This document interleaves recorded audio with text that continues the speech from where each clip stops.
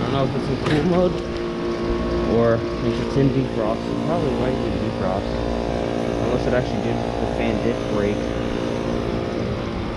This thing's about ready to go do a full defrost actually, instead of just a starting defrost.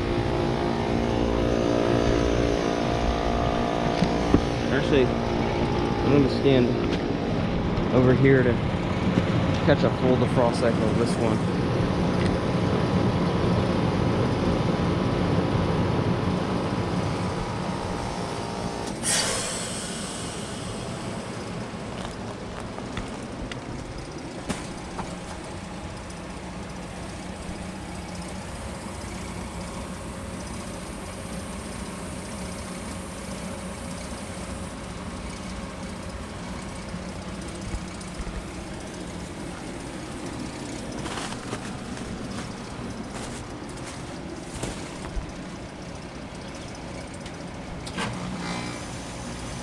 There we go.